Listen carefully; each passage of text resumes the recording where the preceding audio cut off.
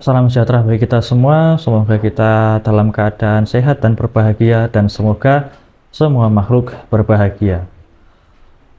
Banyak kiai-kiai dan gus-gus maupun ustadz-ustadz, intinya adalah ulama kita, yaitu tokoh-tokoh agama kita di bumi Nusantara ini yang masih mendukung Habib Ba'alawi Yaman, masih membela mereka para Habib Ba'alawi Yaman.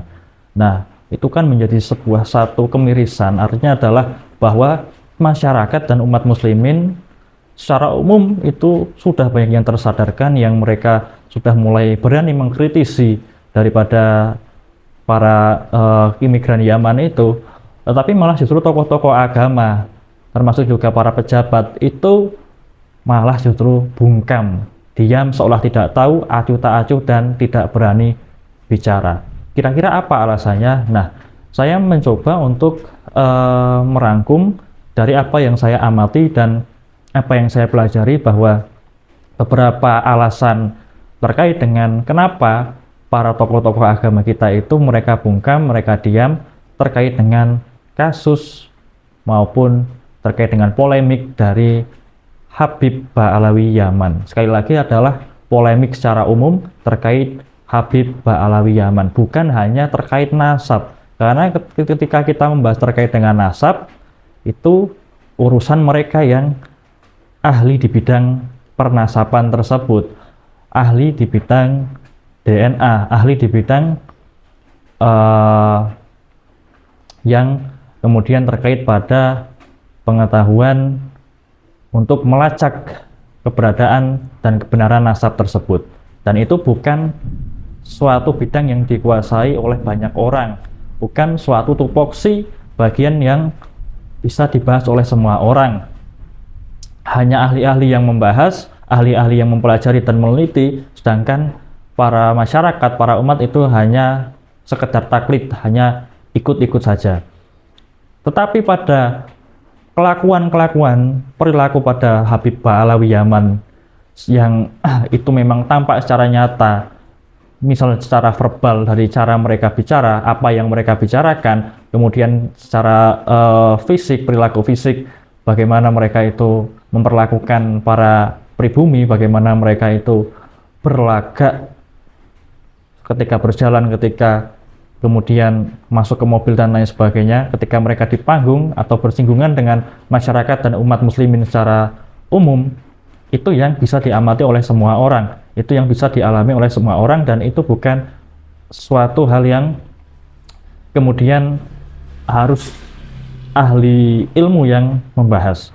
Nah, kiai-kiai, gus-gus, ustadz, dan tokoh-tokoh agama secara umum di Indonesia yang masih membela dan kemudian mereka itu masih membenarkan tindakan perilaku para habaib, itu kenapa? Yang pertama, itu adalah karena mereka itu masih berhusnudzon bahwa klan Ba'alawi Yaman, imigran Yaman yang disebut Habib, jamaknya habaib, itu mereka adalah benar-benar sebagai keturunan Nabi atau berpotensi sebagai keturunan Nabi.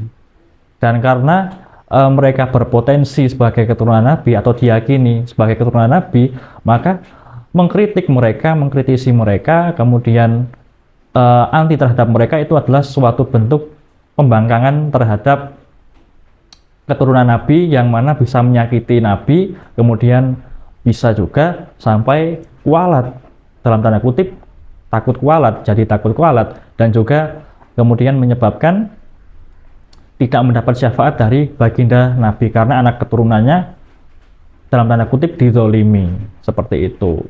Nah, itu sebuah alasan, yaitu intinya adalah takut kualat, masih husnudon, kemudian tidak berani mengambil resiko. Bagaimana kalau kemudian mereka itu benar-benar keturunan Nabi, bagaimana nanti kita pertanggungjawabannya di akhirat kelak? Kemudian bahkan ada yang mengatakan lebih baik salah mencintai daripada salah membenci. Kalau bagi saya tidak. Jangan sampai salah, mencintai ya jangan sampai salah, membenci juga jangan sampai salah. Tidak ada yang lebih baik, namanya salah ya salah. Artinya adalah cintai dengan tepat, bencilah dengan tepat. Pada orangnya, pada perilakunya, itu harus secara tepat. Dan dengan adanya penelitian terkait nasab, kemudian pengkritisan masyarakat terhadap Habib Ba'alawi, itu kan suatu pencarian bahwa kita itu harus mencintai yang tepat dan harus membenci yang tepat. Perilaku mereka yang benar ya harus kita respect, tetapi ketika mereka salah ya jangan dibela. Yang namanya salah, meskipun itu pelakunya bersorban tebal, pelakunya memakai gamis dan memakai sebuah rida atau sorban, itu kesalahan itu tergantung pada perilaku, bukan tergantung pada penampilan maupun ini adalah bernasab kepada siapa. Tidak bisa seperti itu. Nah, itu alasan yang pertama. Kemudian yang kedua adalah karena memang tidak berefek kepada dirinya. Tidak berefek itu maksudnya adalah kalau Habib-Habib itu kemudian bisa menipu masyarakat, kemudian bisa memanfaatkan dari para muhibbin, tapi tidak berefek ke kiai tersebut atau ke gus tersebut, ke tokoh agama tersebut, karena mereka menjaga jarak atau karena memang powernya lebih tinggi daripada para habaib, sehingga para habaib tidak bisa mempengaruhi dan tidak bisa memanfaatkan. Maka dia cuek, acuh tak acuh para tokoh agama itu, karena tidak berefek ke dalam dirinya sendiri atau ke keluarganya.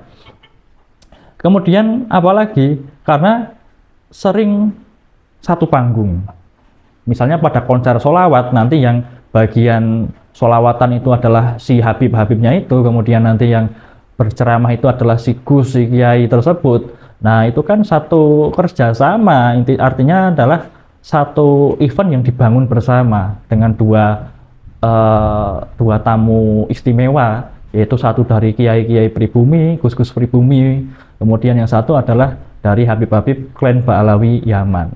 Nah, kalau mereka kemudian mau menentang, tokoh agama itu mau menentang, tentu job-job dalam tanda kutip, undangan-undangan pengajian tersebut atau konser sholawat tersebut itu tentu akan berkurang. Karena apa? Karena sedang musimnya bahwa yang satu adalah berceramah, yang satu adalah tugasnya sholawatan, nyanyi-nyanyi, itu kan sedang musimnya sekarang. Kalau kemudian ditolak karena saya mau menolak, kiainya misalnya seperti itu, saya mau menolak karena di situ ada Habib Ba'alawi Yaman, tentu jobnya akan berkurang, seperti itu. Kemudian ada juga terkait dengan ikatan bisnis. Ikatan bisnis itu juga contohnya adalah pada biro umroh, kemudian selain pada biro umroh, itu juga pada produk-produk kesehatan tertentu, yang mana di situ ya ada kiainya, ada gusnya, ada tokoh agama pribumi, tetapi di situ juga ada Habib Ba'alawi Yaman. Nah, itu kan urusan bisnis, urusan kerja. Maka kalau mau terlalu menjaga jarak atau mengkritisi, ya nanti akan terpengaruh ke dalam bisnis tersebut. Selanjutnya adalah bahwa pernah belajar atau mondok di yayasan atau majelis atau kemudian pesantren yang diasuh dan dibangun oleh Habib atau diajar oleh Habib Ba'alawi Yaman atau terafiliasi kepada Habib Ba'alawi Yaman. Jadi sudah terlanjur menyambung sanad, sudah terlanjur belajar dan sudah terlanjur ada hubungan ikatan antara ini adalah guru dan ini adalah murid.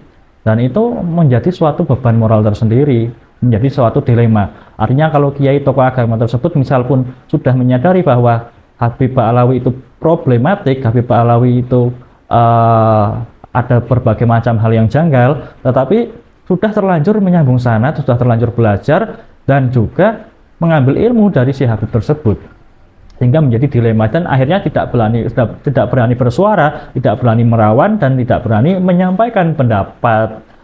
Nah, itu ketika si gus, si kiai, si ustadz dan tokoh agama tersebut sudah pernah belajar kepada Habib Ba'alawi Yaman. Bisa juga karena kalau bukan si tokoh agama tersebut, mungkin anaknya yang kemudian mondok di Habib, bahkan sampai ke Yaman sana, atau di Indonesia tapi yayasan pesantren yang terafiliasi atau bahkan diasuh oleh Habib Ba'alawi Yaman itu sendiri. Nah, itu menyebabkan ada ikatan antara itu adalah guru, pengasuh, dan ini adalah wali murid, wali santri. Itu sebuah ikatan yang kemudian juga menjadi dilema, sehingga tokoh-tokoh agama tersebut karena sudah terlanjur anaknya mengambil ilmu di para habaib, anaknya kemudian belajar di tempat habaib, sehingga untuk kemudian melakukan suatu perlawanan atau melakukan suatu pengkritisan itu akan pakai atau akan merasa tidak enak hati, seperti itu. Karena anaknya pernah dititipkan di tempat habaib. Selain itu juga karena mungkin berbesan kepada habaib. Kiai tersebut besanya adalah dari Habib Ba'alawi Yaman, berarti mantunya juga Habib Ba'alawi Yaman. Si anak itu diambil istri, diambil suami, seperti itu. Nah, itu juga jadi pakai jadi rikuh, jadi tidak enak hati kalau mau mengkritisi, kalau mau bersuara terkait dengan polemik Ba'alawi, polemik Habib Ba'alawi, karena sudah ada ikatan kekerabatan, sudah ada sebuah ikatan kekeluargaan. Tentu yang namanya sudah terlanjur menikah, sudah terlanjur menyambungkan dua keluarga menjadi satu, itu kan menjadi sebuah ikatan yang kuat antara si Kiai Pribumi dengan si Habib Ba'alawi Yaman. Dan itu memang ya bagaimana bisa kemudian bersuara, bagaimana kemudian tidak hanya diam saja, karena memang ada ikatan kekerabatan.